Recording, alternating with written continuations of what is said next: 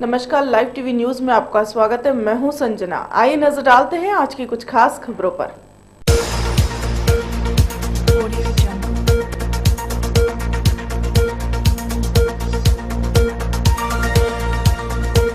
दिल्ली के मुख्यमंत्री अरविंद केजरीवाल को दिखाए काले झंडे। कांग्रेस के पूर्व विधायक और पदाधिकारियों ने दिखाए काले झंडे व तख्तियां। दिल्ली के मुख्यमंत्री अरविंद केजरीवाल को दिखाए काले झंडे। कांग्रेस के पूर्व विधायक और पदाधिकारियों ने दिखाए काले झंडे व तख्तियां। मुख्यमंत्री अरविंद केजरीवाल आए मधुबन चौक से मुकरबा चौक तक एलिवेटर रोड का उद्घाटन करने पहुंचे थे। करीब 5 किलोमीटर लंबे एलिवेटर रोड का उद्घाटन किया और दावा किया कि प्रोजेक्ट में केजरीवाल सरकार ने 125 करोड़ रुपए बचाए हैं। पहले के प्रोजेक्ट में भी 100 करोड़ रुपए बचाए थे और अगले प्रोजेक्ट में भी 125 करोड़ रुपए बचाने का दावा किया है। कुल मिलाकर 3.5 करोड़ की बचत है, जो कि सरकारी अस्पतालों में खर्च किए जाएंगे और खूब प्रचार जारी है। कांग्रेस ने आरोप लगाया है कि 100 करोड़ रुपए कैसे बचे, जिसे जाने थे उसको सजा मिलनी चाहिए। 100 करोड़ कहाँ जाते, उसका खुलासा करें। साथ ही जब एक सप्लायर पहले पब्लिक इस एलिवेटर रोड का उद्घाटन कर चुकी है, तो आज ये ड्रामा क्यों? 15 दिन से एलिवेटर तैयार है, पर उद्घाटन के इंतजार में क्यों इस एलिवेटर रोड को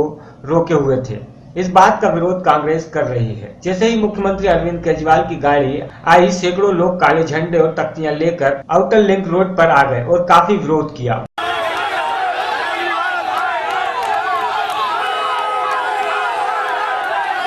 वहीं आप विधायक ऋतुराज झा का कहना है कि हम ऐसे ही बचत करते हैं। एक बजट में 2 एलिवेटर रोड बनाए हैं। मंत्री जी ने किया, एलिवेटेड रोड का उद्घाटन किया गया है। उस पर कांग्रेस से कुछ कार्यकर्ता काले झंडे लेकर पहुंचे थे, क्या कहेंगे? उनसे पूछिए ना क्यों काला झंडा लेकर पहुंचे थे। चक्कर क्या है ना कि ये लोग को बर्दाश्त नहीं हो रहा है जो हम लोग काम कर रहे हैं ना अभी दिल्ली के अंदर। जिस तरह से अच्छा काम कर रहे हैं, जिन फ्लाईओवर्स का जो है सो प्रोजेक्ट कांग्रेस के लोग जो है 350 करोड़ में बना के गए थे, उसको हम 200 करोड़ में बनाते हैं। जिसका 450 करोड़ में बना के उसको 300 करोड़ बनाते हैं। तो ये साफ जताता है कि वो 100 करोड़ 150 करोड़ रुपया किसके लिए रखे थे एस्टीमेट में। दिल्ली के मुख्यमंत्री अरविंद केजरीवाल को दिखाए काले झंडे। कांग्रेस के पूर्व विधायक और पदाधिकारियों ने दिखाए काले झंडे व तख्तियां। मुख्यमंत्री अरविंद केजरीवाल आए मधुबन चौक से मुकरबा चौक तक एलिवेटर रोड का उद्घाटन करने पहुंचे थे। करीब 5 किलोमीटर लंबे एलिवेटर रोड का उद्घाटन किया और दावा किया कि प्रोजेक्ट में केजरीवाल सरकार ने 125 करोड़ रुपए बचाए हैं। पहले के प्रोजेक्ट में भी 100 करोड़ रुपए बचाए थे और अगले प्रोजेक्ट में भी 125 करोड़ रुपए बचाने का दावा किया है। कुल मिलाकर 3.5 करोड़ की बचत है, जो कि सरकारी अस्पतालों में खर्च किए जाएंगे और खूब प्रचार जारी है। देखिए, आज का जो हमारा विरोध प्रदर्शन है, इसके 3 मकसद है। इसमें खास तौर पे हम केजरीवाल जी से ये पूछना चाहते हैं, आप ये आज उद्घाटन करने जा रहे हैं, इस पुल का स्वागत है, हम उसका विरोध नहीं कर रहे। ये जनता की चीज है, जनता को समर्पित हो, हम ये चाहते हैं। लेकिन पिछले 1 हफ्ते पहले जब जनता ने इसका उद्घाटन किया, तो उसके बाद क्या काम हुआ हम जानना चाहते हैं। दूसरा, एक और महत्वपूर्ण जो विषय है, जैसा कि केजरीवाल जी हमेशा प्रचार करते हैं कि इसमें हमने 125 करोड़ रुपए बचाए, इसमें हमने 100 करोड़ रुपए बचाए। हम जानना चाहते हैं कि वो 100 करोड़ रुपए किस योजना के तहत, किस जो डायरेक्शन इन्होंने दी है, वो कौन सी ऐसी डायरेक्शन है जिसके तहत 100 करोड़ 125 करोड़ रुपए हर प्रोजेक्ट में बच रहे। 100 करोड़ का मतलब ये है कि 40% की बचत। लेकिन जिस प्रकार से ये लोगों को गुमराह कर रहे हैं, हम पूछना चाहते हैं कि वो 100 करोड़ रुपए कौन खा रहा है, बताएं। ये जनता को बताना, जनता जानना चाहती है। और अगर ऐसा कोई फैसला है तो पूरे देश को उसका फायदा होना चाहिए। तो देवेंद्र जी, 100 करोड़ रुपए बच रहे हैं, वो किस व्यक्ति ने बचाए हैं, कहां पर जा रहे थे, ये उनके खिलाफ क्या कार्रवाई की है इन्होंने, हम जानना चाहते हैं। देवेंद्र जी, ये तो सरासर आरोप लगाया जा रहा है कि आपकी सरकार के 100 करोड़ रुपए जो बचाए वो कहीं ना कहीं खराब होने जा रहे थे। वो जो कहां पर खराब हो रहे थे और कौन से आदेश के तहत उसको बचाया गया, केजरीवाल जी ने कौन सी ऐसी जादू की वो छड़ी घुमाई है जिससे कि 100 करोड़ रुपए बच गए। सर, आज भी जो शुरुआत की जा रही है, आप लोग कह रहे हैं कि पहले उद्घाटन हो चुका है, वो उद्घाटन जो बादवी वाला पुल है वहाँ का हुआ था। आज ये केवल इसको नई दिल्ली के लोधी कॉलोनी के लोधी रेस्टोरेंट में फितूर फिल्म के म्यूजिक की लॉन्चिंग की गई, जिसमें बॉलीवुड के जाने माने कलाकार कैटरीना कैफ, आदित्य राय कपूर व फितूर फिल्म के निर्देशक अभिषेक कपूर भी शामिल हुए। नई दिल्ली के लोधी कॉलोनी में लोधी रेस्टोरेंट के फितूर फिल्म के म्यूजिक की लॉन्चिंग की गई, जिसमें बॉलीवुड के जाने माने कलाकार कैटरीना कैफ व आदित्य राय कपूर, फितूर फिल्म के निर्देशक अभिषेक कपूर भी शामिल हुए। फितूर फिल्म के म्यूजिक की लॉन्चिंग पर FM फीवर 104 के आरजे राहुल मार्किन ने एंकरिंग की। बॉलीवुड के जाने माने कलाकार कैटरीना कैफ व आदित्य राय कपूर, फितूर के निर्देशक अभिषेक कपूर ने दिल्ली के लोधी कॉलोनी में लोधी रेस्टोरेंट में फितूर फिल्म का प्रमोशन व म्यूजिक की लॉन्चिंग की।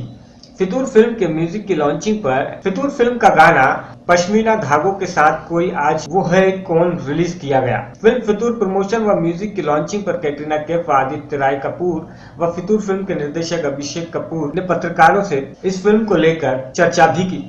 ये फिल्म जो है ये कहानी जो है ये प्यार के बारे में है और प्यार ऐसी चीज़ है जब दिल टूटेगा तो फितूर तो चढ़ेगा ही। कैटरीना, आपसे सवाल है मेरा ये कि किस तरह की अदायगी इस बारी देखने को मिलेगी। एक्शन पहले हम देखते हुए आए हैं कि एक्शन भी फैंटम में आपने किया है, तो ये लव रोमांटिक है, इश्क नहीं है आशा, ये सभी समझते हैं, तो किस तरह का इश्क करने जा रही है इस मूवी में? I think in this film, in Fitur, what Abhishek is exploring is the complicated side of love, the complex side of love. We all know how beautiful love can be and how wonderful it can be.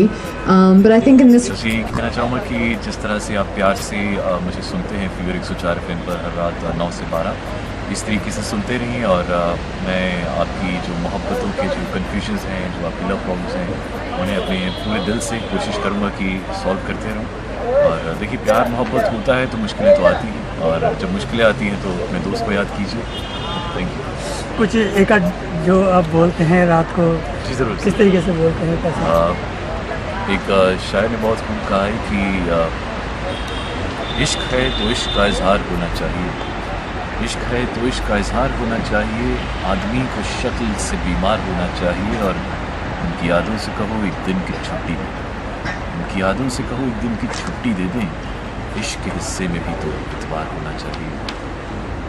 जो आपकी आवाज़ है। दिल्ली से यामिन शाह की report. Uttar Pradesh के बलिया जनपद के Hanumanganj block के प्राथमिक विद्यालय बेतवा की जमीन कई वर्षों से दबंगों के कब्जे में है और इतना ही नहीं, उस जमीन पर प्राइवेट विद्यालय भी है। उत्तर प्रदेश का बलिया जनपद और इस जनपद के हनुमानगंज ब्लॉक के प्राथमिक विद्यालय बेतवा की जमीन पर जो आज कई वर्षों से दबंगों के कब्जे में है और इतना ही नहीं, उस जमीन पर प्राइवेट विद्यालय भी है। देहुआ का प्राथमिक विद्यालय आज कई वर्षों से प्राथमिक विद्यालय गांधीनगर क्षेत्र में चल रहा है। आप देख सकते हैं कि किस कदर एक ही विद्यालय परिषद में 2 विद्यालयों के बच्चे पढ़ रहे हैं। बलिया के हनुमानगंज ब्लॉक के बेदुआ प्राथमिक विद्यालय में 58 बच्चे हैं।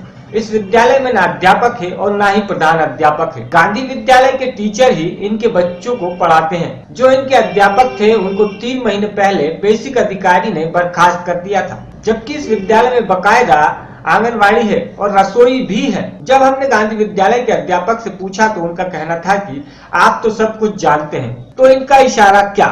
आपने ही अधिकारियों की मिली भगत का खेल पर इशारा तो नहीं। प्रतिमा पांडे चलते हैं, 2 है, एक गांधी और एक बेजुआ। मैं गांधी की नहीं, क्या गांधी क्या है? प्राथमिक विद्यालय गांधी, गांधीनगर जी नहीं, नगर नहीं है, गांधी नाम ही है प्राथमिक विद्यालय गांधी। और दूसरा विद्यालय कौन सा है? प्राथमिक विद्यालय बेजुआ। बेजुआ में कितने टीचर हैं? एक है हेडमास्टर मनोज सिंह। अभी वो कहाँ है? अब मुझे नहीं पता है। कितने दिनों से नहीं आते हैं वो? सर अब हम सबके बारे में अपने बारे में बताएंगे। वो इस समय नहीं आ रहे हैं, सस्पेंड वगैरह कुछ हम सुने थे ऐसा। प्राथमिक विद्यालय बेजुआ का कोई मास्टर नहीं आता इस विद्यालय में? बच्चों से थोड़ा एक बार आप पूछिए। मैडम उनके बच्चे कितने हैं? 58 बच्चे हैं। हाँ, क्योंकि हम सुने हैं एक दिन भर रहे थे लोग। जी। उनको पढ़ाता कौन है?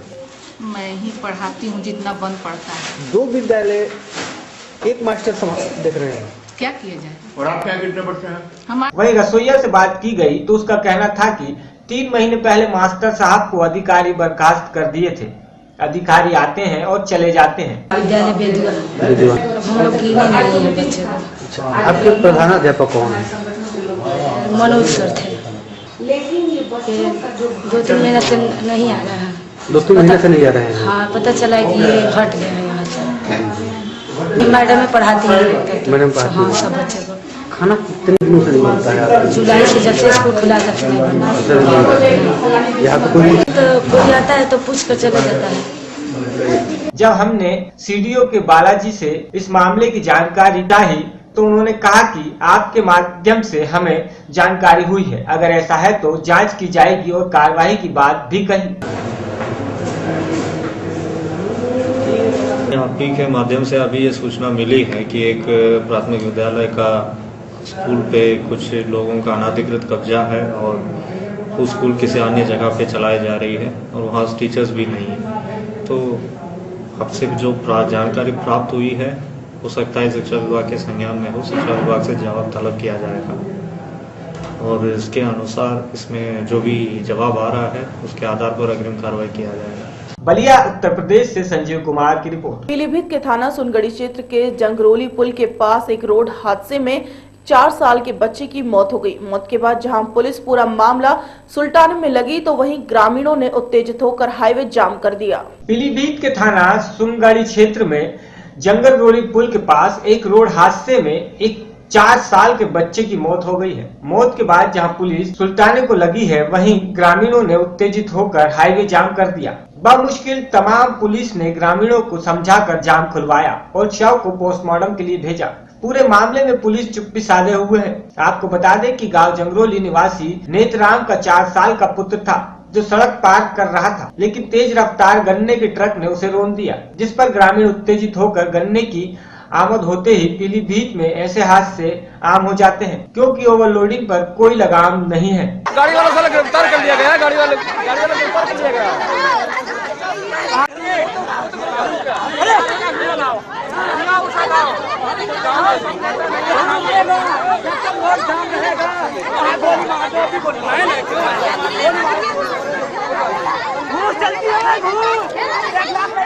निकलो बाहर, जाओ जाओ निकलो, इधर भी घूस, यहाँ बड़े पड़े हैं भोसड़ी। आप क्या नहीं 3 साल पहले भी हो चुके हैं कांड, यहाँ पर 3 साल हो चुके हैं। पीलीभीत से शरीफ परवेज की रिपोर्ट। पिछले 2 सालों से बालाघाट में कोई बड़ी नक्सली वारदात नहीं हुई, लेकिन आए दिन इनके घुसपैठ की जानकारी मिलती रही है, जिसको लेकर यहां पुलिस महकमा सतर्क होकर सर्चिंग तेज कर देता है। पिछले 2 सालों से बालाघाट में कोई बड़ी नक्सली वारदात नहीं हुई है, लेकिन आए दिन इनके घुसपैठ की जानकारी मिलती रहती है, जिसको लेकर यहां पुलिस महकमा सतर्क होकर सर्चिंग तेज कर देता है। किसी भी नक्सली वारदात तीनों प्रदेशों में न हो, इसके लिए आज बालाघाट आईजी के नेतृत्व में छत्तीसगढ़ राज्य एडीजी नक्सल, दुर्ग रेंज के आईजी एसपी राजनंद, महाराष्ट्र राज्य के अधिकारियों के अलावा आईबीटीपी के अधिकारियों के बीच महत्वपूर्ण बैठक हुई। पिछले कुछ दिनों से बालाघाट जिले की सीमा से लगे छत्तीसगढ़ और महाराष्ट्र राज्य के राजनंद गांव एवं गोंदिया के जंगलों से नक्सली बालाघाट जिले की सीमा में हाईको नक्सलियों के प्रवेश करने की सूचना मिल रही है, जिसका उद्देश्य समाजवादी क्षेत्रों में अपनी सक्रियता दिखाना होता है। नक्सलियों के इसी मंसूबे पर अंकुश लगाने के लिए बालाघाट में तीनों जिलों के राज्यों की पुलिस अधिकारियों की नक्सली मुद्दे को लेकर बैठक आयोजित की गई।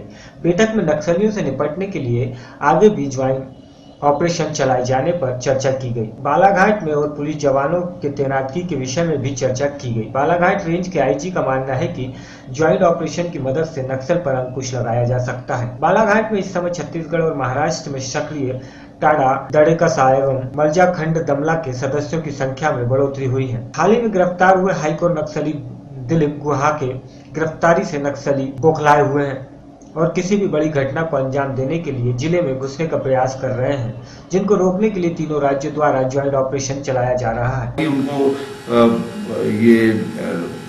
कोई भी उनको बहलाने फुसलाने में कामयाब नहीं होगा, उनको गुमराह करने में कामयाब नहीं होगा, और फिर यही हमारी जीत होगी कि हम एक बालक को, एक युवा को, एक छात्र को, एक छात्रा को इस तरह के काम में न जाने दें, उनको रचनात्मक काम में लगाएं, उनको प्रगति के काम में लगाएं और उनको देशभक्ति की पाठ पढ़ाएं और देशभक्ति उनके अंदर कूट कूट के भरे। देशभक्त हैं वो, लेकिन ऐसा है कि वो जैसे कि कुछ लोग गायब हैं गांव से, कहाँ चले गए वो लोग, पता चला कि दलम में वहीं भी कुछ लोग, तो उसका भी एक तरह का हम सर्वे करेंगे कि कितने गाँव में कौन कौन कहाँ से निकला हुआ है, क्या है। और क्योंकि बालाघाट एक ऐसा क्षेत्र है जहाँ पर कुछ स्थानीय लोग दलम में गए हुए हैं, जैसे दिलीप गुहा को पकड़ा वो स्थानीय था, और भी जो जमुना और संगीता ये भी स्थानीय हैं। तो ऐसे करके एक बहुत ही घनीभूत समस्या हमारे साथ बनी हुई है कि स्थानीय लोग दलम में हैं, तो जो ग्रामीण लोग हैं उनका किस प्रकार से उनके प्रति संवेदनशील एक रुझान, एक लगाव कारण भी हो सकते हैं पूरे? नहीं, वो केंद्र शासन या स्टेट गवर्नमेंट दोनों का पूर्ण योगदान है विकास कार्यों को आगे बढ़ाने में, विकास कार्यों को और बेहतर तरह से अंजाम देने में, और वो चल रहा है और वो दिखता भी है। वो तो नक्सलवाद एक अलग तरह की समस्या है जिसका निराकरण करने का सभी तरफ से चहुमुखी प्रयास किया जाए तो निराकरण इसका काफ़ी हद तक हो सकता है और काफ़ी हद तक हुआ भी है। लेकिन स्थानीय लोगों का उसमें होने से, नक्सलियों के साथ में होने से यहाँ के ग्रामीणों में एक तरह की संवेदनशीलता नक्सलियों के प्रति या फिर सूचनाएं ना देना, अब वो पुलिस की सूचनाएं उनको नहीं दें लेकिन उनकी सूचना भी अपने को कम मिलती है या देर से मिलती है। तो कोशिश की जा रही है कि जनता तक पहुंचा जाए। जैसे हमारी शिक्षा को लेके जो हमारी एक SOP चल रही है, योजना चल रही है, उनको जो जवान हैं, जो बच्चे हैं, युवा वर्ग हैं, उनको हम कोशिश कर रहे हैं कि वो पढ़ें लिखें और अपना एक रोजगार की ओर संवेदनशील हों और अपने पैरों पर खड़े हों। मध्य प्रदेश बालाघाट से मुकेश भट्ट की रिपोर्ट। शहर दीनानगर में लोक सेवा समिति की तरफ से 23वां राशन वितरित समारोह किया गया, जिसमें पंजाब के 50 जरूरतमंद परिवारों को राशन वितरित किया गया। अपने लिए तो हर व्यक्ति जीता है, पर समाज के लिए बहुत ही मुश्किल है। ऐसे ही देखने को मिला पंजाब के शहर दीनानगर में, जहां एक अपनी अलग पहचान बना रही है लोक सेवा समिति। शहर दीनानगर में लोक सेवा समिति की तरफ से 23वां राशन वितरण समारोह पंजाब मीत प्रधान ब्राह्मण सभा व प्रधान डॉक्टर सोनू शर्मा की अध्यक्षता में करवाया गया, जिसमें 50 जरूरतमंद परिवारों को राशन वितरण किया गया, जिसमें मुख्य अतिथि के तौर पर शिवसेना वाला ठाकरे के पंजाब प्रधान योगराज शर्मा तथा हिंदू सुरक्षा समिति के प्रधान हरिदेव अग्निहोत्री ने शिरकत की। समिति के प्रधान सोनू की तरफ से आए हुए मेहमानों को सम्मानित चिन्ह देकर सम्मानित किया गया। काफी उदाहरण रही पंजाब दियां, जिहड़े पंजाब दी अज दी नौजवान पीढ़ी है, जिवें डॉक्टर साहब की टीम है, डॉक्टर सोनू जी दी, हरी जी, ਜਿਹੜੇ ਉਪਰਾਲੇ ਕਰ ਰਹੇ ਨੇ ਸਮਾਜ ਵਾਸਤੇ, ਲੋਕਾਂ ਵਾਸਤੇ ਅਲਫਾਜ਼ ਨਹੀਂ ਹੈ ਸਾਡੇ ਕੋਲ ਕਿ ਇਹਨਾਂ ਦੀ ਕੋਈ ਤਾਰੀਫ ਕੀਤੀ ਜਾਵੇ। ਲੇਕਿਨ ਇੱਕ ਦਿਸ਼ਾ ਸਮਾਜ ਨੂੰ, ਇੱਕ ਅਲੱਗ ਕਿਸਮ ਦੀ ਦਿਸ਼ਾ ਸਮਾਜ ਨੂੰ ਇਹ ਟੀਮ ਦੇ ਰਹੀ ਹੈ ਵੀ ਆਪਣੇ ਵਾਸਤੇ ਹਰ ਵਿਅਕਤੀ ਜਿੰਦਾ, ਲੇਕਿਨ ਕਿਸੇ ਵਾਸਤੇ ਜੀਣਾ ਜਾਂ ਕਿਸੇ ਨੂੰ ਖੁਸ਼ੀ ਦੇ ਕੇ ਜਿਹੜੀ ਖੁਸ਼ੀ ਇਹ ਹਾਸਲ ਕਰ ਰਹੇ ਨੇ ਉਹਦਾ ਕੋਈ ਵੀ ਮੇਰੇ ਕੋਲ ਅਲਫਾਜ਼ ਨਹੀਂ ਹੈ ਵੀ ਮੈਂ ਇਹਨਾਂ ਦੀ ਸਿਫਤ ਕਰਾਂ। ਅੱਜ ਦੇ ਯੁੱਗ ਦੇ ਵਿੱਚ, ਮਹਿੰਗਾਈ ਦੇ ਯੁੱਗ ਦੇ ਵਿੱਚ, ਜਿਵੇਂ ਆਪਣੇ ਪਰਿਵਾਰਾਂ ਨੂੰ ਪਾਲਣਾ ਬਹੁਤ ਮੁਸ਼ਕਲ ਹੈ, ਲੇਕਿਨ ਸਮਾਜ ਦੇ ਐਸੇ ਅੰਗ ਜਿਨ੍ਹਾਂ ਦੀ ਹਰ ਮਹੀਨੇ ਐਸੀ ਸੇਵਾ ਕਰਨੀ ਹੈ, ਇਹ ਬਹੁਤ ਉੱਚਾ ਕੰਮ ਹੈ। ਵਧਾਈ ਦੀ ਪਾਤਰ ਇਹਨਾਂ ਦੀ ਸਮਿਤੀ ਦਾ ਅੱਜ 23ਵਾਂ ਰਾਸ਼ਨ ਵਿਤਰਨ ਸਮਾਰੋਹ, ਜਿਹਦੇ ਵਿੱਚ ਪੰਜਾਬ ਪ੍ਰਧਾਨ ਸ਼੍ਰੀ ਯੋਗਰਾਜ ਸ਼ਰਮਾ ਸ਼ਿਵਸੈਨਾ ਬਾਲ ਠਾਕਰੇ ਜੀ ਸਪੈਸ਼ਲ ਤੌਰ ਤੇ ਇੱਥੇ ਗਰੀਬਾਂ ਨੂੰ ਰਾਸ਼ਨ ਵਿਤਰਿਤ ਕਰਨ ਵਾਸਤੇ ਆਏ ਹਨ। ਅਸੀਂ ਉਹਨਾਂ ਦਾ ਬਹੁਤ ਬਹੁਤ ਧੰਨਵਾਦ ਕਰਦੇ ਹਾਂ। ਲੋਕ ਸੇਵਾ ਸਮਿਤੀ हर महीने 50 विधवा ਨੂੰ ਪੈਨਸ਼ਨ ਦਿੰਦੀ ਹੈ, हर महीने 50 ਜ਼ਰੂਰਤਮੰਦਾਂ ਪਰਿਵਾਰਾਂ ਨੂੰ ਰਾਸ਼ਨ ਵਿਤਰਿਤ ਕਰਦੀ ਹੈ। ਇਸ ਤੋਂ ਇਲਾਵਾ ਸਰਕਾਰੀ ਪ੍ਰਾਇਮਰੀ ਸਕੂਲ ਵਿੱਚ ਸਟੇਸ਼ਨ ਦਿੰਦੀ ਹੈ, ਗਰੀਬਾਂ ਲੜਕੀਆਂ ਨੂੰ ਦੇ ਵਿਆਹ ਵਾਸਤੇ ਸਮਾਨ ਦਿੰਦੀ ਹੈ ਔਰ ਹਰ ਗਰੀਬ ਦੀ ਪੂਰੀ ਮਦਦ ਕੀਤੀ ਜਾਂਦੀ ਹੈ। ਔਰ ਮੈਨੂੰ ਆਸ਼ਾ ਹੈ ਅਸੀਂ ਹੋਰ ਵੀ ਵੱਧ ਚੜ ਕੇ ਗਰੀਬਾਂ ਦੀ ਮਦਦ ਕਰਾਂਗੇ। पठानकोट से दीपक कुमार की रिपोर्ट। आज जनता में बढ़ रही शुगर की बीमारी को लेकर आज मोगा के मंदिर गीता भवन के पास शुगर चेतना सोसाइटी की ओर से शुगर की बीमारी से छुटकारा पाने के लिए और आम लोगों को जागरूक करने के लिए सेमिनार का आयोजन किया गया। आज जनता में बढ़ रही शुगर की बीमारी को लेकर मोगा के मंदिर गीता भवन के पास शुगर चेतना सोसाइटी की ओर से शुगर की बीमारी से छुटकारा पाने के लिए और आम लोगों को जागरूक करने के लिए सेमिनार का आयोजन किया गया। इस सेमिनार में लुधियाना से पहुंचे माहिर डॉक्टर ने इस बीमारी से बचने के उपाय भी बताए और करीब 4 से ज्यादा लोगों को शुगर भी चेक किया गया। मौके लुधियाना से पहुंचे डॉक्टर RP सिंह ने शुगर प्रोग्रेस नामक बुक को भी रिलीज किया, जहां पर लोगों को इस बीमारी से निपटने की जानकारी भी दी गई। छोटे छोटे बच्चों को ज्यादा मीठा खाने से होने वाले नुकसान के बारे में प्रदर्शनी लगाकर बताया गया। मैं जान के बहुत खुशी है, शुगर चेतना सोसाइटी मोगा वालों खास करके डॉक्टर अमृतपाल सोडी वालों जो उपराला किया गया है शुगर के मरीजों वास्ते, बहुत ही शलाघायोग है। अज काफ़ी मरीजों की जी sugar test, free sugar test की गई है और नाल दे नाल उन्होंने शुगर बारे बहुत सारी जानकारी दी जा रही है, जिदे विच हर उम्र के लोग जोड़े शामिल हो रहे हैं, बच्चे है, बजुर्ग है, लेडीज़ है, सारे शामिल हो रहे हैं। और ये खास तौर पर शुगर के करके हार्ट प्रॉब्लम हो रही हैं ਉਹਦੇ ਉੱਤੇ ਸੈਮੀਨਾਰ ਵੀ ਕੀਤਾ ਜਾ ਰਿਹਾ ਹੈ। ਇੱਕ ਸ਼ੂਗਰ ਦੇ ਮਰੀਜ਼ਾਂ ਨੂੰ ਹਾਰਟ ਪ੍ਰੋਬਲਮਸ ਕਿਉਂ ਹੁੰਦੀਆਂ, ਉਹਨਾਂ ਦੇ ਕੀ ਲੱਛਣ ਹੁੰਦੇ ਆ, ਉਹਨਾਂ ਦਾ ਕਿਸ ਤਰ੍ਹਾਂ ਬਚਾਓ ਕਰਨਾ ਅੱਗੇ ਜਾ ਕੇ। ਪਰ ਇਸ ਵੇਲੇ ਸਾਡੇ ਇੰਡੀਆ ਦੇ ਵਿੱਚ ਜੋ ਸ਼ੂਗਰ ਦੇ ਮਰੀਜ਼ ਚੱਲ ਰਿਹਾ ਨੀਅਰ ਅਬਾਊਟ 50 ਮਿਲੀਅਨ ਮਰੀਜ਼ ਚੱਲ ਰਿਹਾ, ਔਰ ਜੇ ਅਸੀਂ ਇੱਥੇ ਕੰਟਰੋਲ ਨਾ ਪਾਇਆ ਤਾਂ 2030 ਤੱਕ ਇਹ ਆਲਮੋਸਟ 75 ਮਿਲੀਅਨ ਦੇ ਕਰੀਬ ਪਹੁੰਚ ਜਾਣਗੇ। ਪਰ ਸਾਰੇ ਵਰਲਡ ਦੇ ਵਿੱਚ ਇਸ ਵੇਲੇ ਅਸੀਂ ਨੰਬਰ 1 ਤੇ ਹਾਂ। ਸ਼ੂਗਰ ਦੇ ਮਰੀਜ਼ ਸਭ ਤੋਂ ਜ਼ਿਆਦਾ ਸਾਡੇ ਇੰਡੀਆ ਦੇ ਵਿੱਚ ਹੈ, ਔਰ ਇਹੋ ਟ੍ਰੈਂਡ ਚੱਲਦਾ ਰਿਹਾ। ਤੇ ਸ਼ੂਗਰ ਦੇ ਮਰੀਜ਼ ਜਿੱਥੇ ਵਧਣਗੇ ਉਹਦੇ ਨਾਲ ਨਾਲ ਹਾਰਟ ਦੇ ਮਰੀਜ਼ ਵਧਣਗੇ, ਹਾਰਟ ਦੀਆਂ ਬਿਮਾਰੀਆਂ ਵਧਣਗੀਆਂ, ਉਹਦੇ ਨਾਲ ਨਾਲ ਬ੍ਰੇਨ ਸਟ੍ਰੋਕ ਵਧਣਗੇ, ਕਿਡਨੀ ਫੇਲਰ ਵਧੇਗੀ, ਸਾਰੀਆਂ ਬਿਮਾਰੀਆਂ ਜਿਹੜੀਆਂ ਇੰਨੀਆਂ ਕੁ ਵੱਧ ਜਾਣਗੀਆਂ ਕਿ ਜਿਨ੍ਹਾਂ ਨੂੰ ਕੰਟਰੋਲ ਕਰਨਾ ਮੁਸ਼ਕਿਲ ਹੈ। ਐਪੀਡੈਮਿਕ ਆ ਜਾਏਗਾ, कंट्रोल करना मुश्किल हो जाएगा। सो ये सोसाइटी वाला एक बड़ा अच्छा। मोगा से विपिन ओकारा की रिपोर्ट। दिल्ली के मुख्यमंत्री अरविंद केजरीवाल पर दिल्ली में महिला की तरफ से स्याही फेंकने की घटना की निंदा करते हुए आप के सुचा सिंह छोटेपुर ने कहा कि महिला भावना अरोड़ा जो खुद को आप सेना का पंजाब प्रभारी बता रही है, उसका आपसे कोई लेना देना नहीं है। दिल्ली के मुख्यमंत्री अरविंद केजरीवाल पर दिल्ली में चल रही एक सभा में महिला की तरफ से शाही फेंकने की घटना की निंदा करते हुए पंजाब के सुच्चा सिंह छोटेपुर ने कहा है कि महिला भावना अरोड़ा जो खुद को अपना सेना का पंजाब प्रभारी बता रही है, उसे नहीं जानते और वह आम आदमी पार्टी पंजाब की मेंबर भी नहीं है। इसके साथ ही सुच्चा सिंह छोटे ने इस घटना के पीछे भाजपा और केंद्र सरकार का हाथ बताया है और वहीं उनका कहना था कि मुख्यमंत्री की सुरक्षा में कमी के जिम्मेदार केंद्रीय मंत्री राजनाथ सिंह हैं। आपके पंजाब प्रविंदर सिंह सुच्चा छोटेपुर का कहना था कि अगर ऐसी घटना पंजाब में उनके साथ होती तो वह दिल्ली के मुख्यमंत्री अरविंद केजरीवाल की तरफ से चुप बैठने वाले नहीं थे, वह उसका जवाब देना जानते हैं। ਇਹਦਾ ਪੰਜਾਬ ਨਾਲ ਕੀ ਸੰਬੰਧ ਹੈ? ਮੈਂ ਕਿਹਾ ਮੇਰੀ ਕੋਈ ਨॉलेज नहीं भी इस ਨਾਂ ਦੀ ਕੋਈ ਮਹਿਲਾ ਸਾਡੇ ਕਿਸੇ ਸੰਗਠਨ ਦੀ ਮੈਂਬਰ ਨਹੀਂ ਹੈ और मैं समझना कि एक दुर्भाग्य बहुत दुखदाई गल है कि CM ਦੀ ਸਭਾ ਦੇ ਵਿੱਚ ਸਿਕਿਉਰਿਟੀ ਦਾ ਕੋਈ ਅਰੇਂਜਮੈਂਟ ਨਹੀਂ ਸੀਗਾ और ਜਦੋਂ ਉਹਨੇ ਇਹ ਕੰਮ ਕੀਤਾ ਵਾ ਇਹਦੇ ਤੋਂ ਇਲਾਵਾ ਵੀ ਜੇ ਕੋਈ ਉਹਦੇ ਕੋਲ ਸਬੂਤ ਸੀਗੇ CNG ਦੇ ਮਤਲਬ ਜਿਹੜੇ ਘੁਟਾਲੇ ਦੀ ਗੱਲ ਕਰਨ ਦੇ ਆ ਤੇ ਉਹ ਪ੍ਰੈਸ ਕਾਨਫਰੰਸ ਕਰਕੇ ਵੀ ਉਹ ਦੱਸ ਸਕਦੇ ਸੀ ਲੋਕਾਂ ਨੂੰ। ਉੱਥੇ ਜਿਹੜੇ ਇਹ ਸੁੱਟਣ ਤੋਂ ਬਾਅਦ ਵੀ ਉਹਨੇ ਉੱਥੇ ਬਾਈਟ ਦਿੱਤੀ ਹੈ। ਇਹ ਸਾਰਾ ਇਹਦੇ ਪਿੱਛੇ ਅਸੀਂ ਇਹ ਸਮਝਦੇ ਹਾਂ ਕਿ ਇਹਦੇ ਪਿੱਛੇ ਸੈਂਟਰ ਦੀ ਸਰਕਾਰ ਆ, ਮੋਦੀ ਸਰਕਾਰ ਜਿਹੜੀ ਆ ਉਹ ਬੜੀ ਡਿਸਟਰਬ ਹੋਈ ਆ। ਉਹ ਜਦੋਂ ਇਹੋ ਜਿਹੇ ਕੰਮ ਕਰਕੇ ਸਮਝਦੀ ਆ ਵੀ ਕੇਜਰੀਵਾਲ ਦੀ ਜਿਹੜੀ ਇੰਪੋਰਟੈਂਸ ਆ, ਜਿਹੜੀ ਉਹਦੀ ਛਵੀ ਆ, ਉਹਨੂੰ ਨੁਕਸਾਨ ਪਹੁੰਚਾਇਆ ਜਾਊਗਾ, ਬਿਲਕੁਲ ਹਰਗਿਜ਼ ਨਹੀਂ ਹੈ।